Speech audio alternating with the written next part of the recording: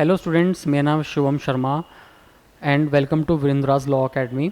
सो आज हम पढ़ेंगे इंडियन कॉन्ट्रैक्ट एक्ट 1872 का सेक्शन 4 कम्युनिकेशन व्हेन कंप्लीट। तो हमें पता है कॉन्ट्रैक्ट में दो लोग होते हैं, दो से ज़्यादा भी हो सकता है पर दो लोग तो मिनिमम चाहिए हमें।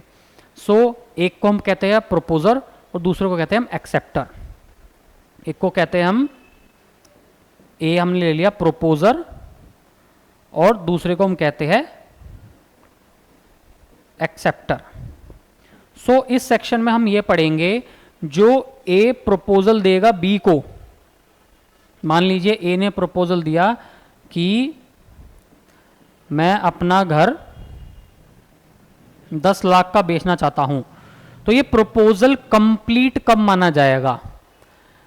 और मान लीजिए यदि बी ने यह प्रपोजल एक्सेप्ट कर लिया तो ये एक्सेप्टेंस कंप्लीट कब मानी जाएगी?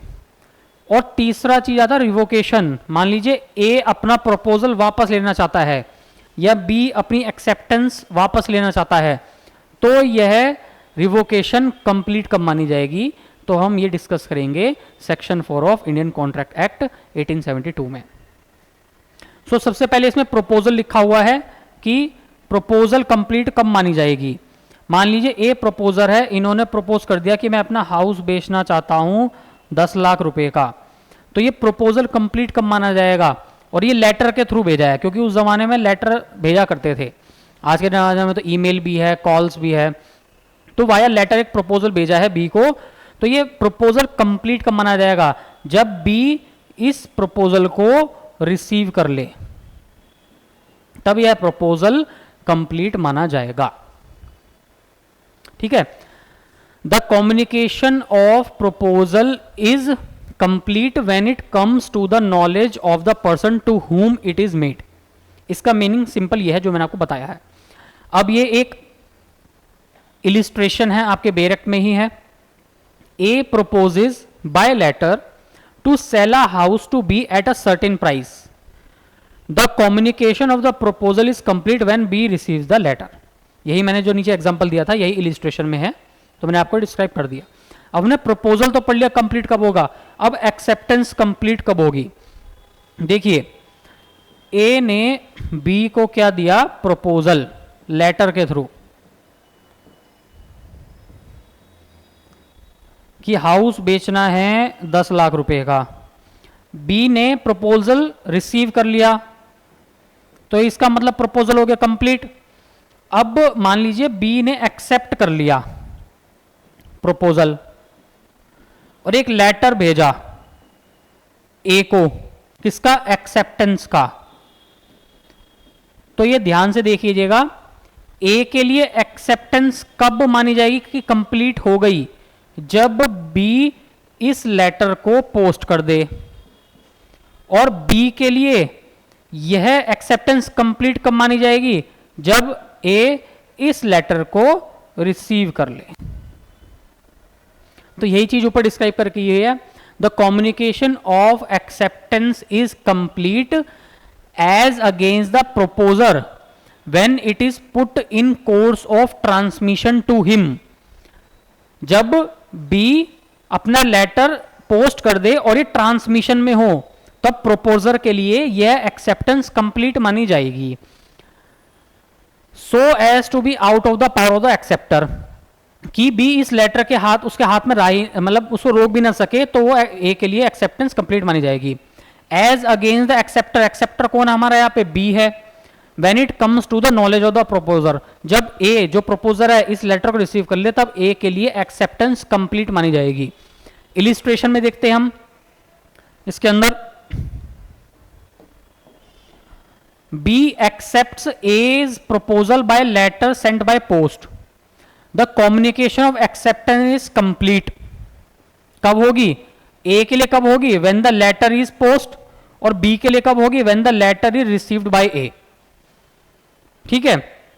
अब लास्ट हम इसमें पढ़ेंगे रिवोकेशन की। मान लीजिए भेज दिया है पर वो अपना प्रपोजल वापस लेना चाहता है, या एक्सेप्टेंस भेज दी गई है, वो अपने एक्सेप्टेंस वापस लेना चाहता है, तो कंप्लीट कब मानी जाएगी? प्रोसीजर बाद में डिस्कस करेंगे, अभी सिर्फ कंप्लीशन।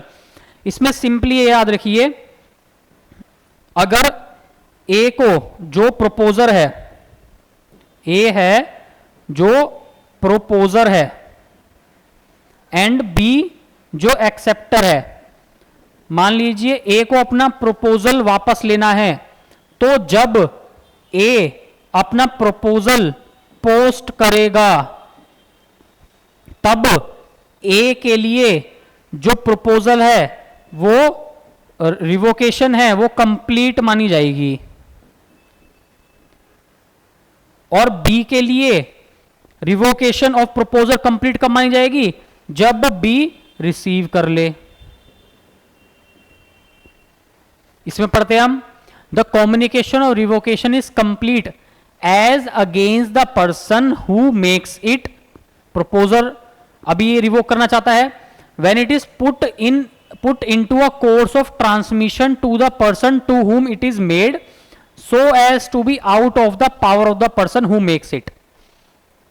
ए ने प्रपोजल बाय पोस्ट कर दिया, ट्रांसमिशन में है, अभी जा ही रहा है, बी के पास पहुंचा नहीं है, पर ए की रीच से बाहर चला गया है, तो ए के लिए यह proposal revocation of proposal complete माना जाएगा।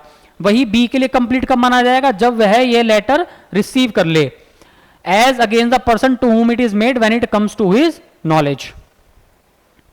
ठीक है, तो इसमें इलिस्ट्रेशन एक बार देख लेते हैं हम। A revokes his proposal by telegram, the revocation is complete as against A when the telegram is dispatched. It is complete as against B when B receives it. अब ये था प्रपोजल का। अब एक्सेप्टेंस का क्या होगा, मान लीजिए B ने एक्सेप्ट करा पर उसको अपनी एक्सेप्टेंस वापस लेनी है, तब वो कैसे होगा, वही सेम प्रोसीजर कि यदि अगर B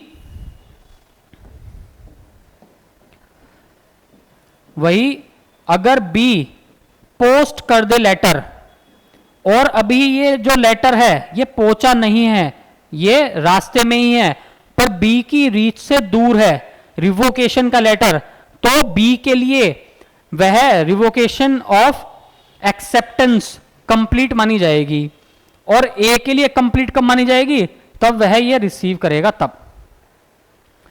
सो आपको मैंने बहुत अच्छे से समझाया है ये। सो ऐसी और वीडियोस देखने के लिए लाइक सब्सक्राइब जरूर कीजिए, एंड जय हिंद, जय भारत।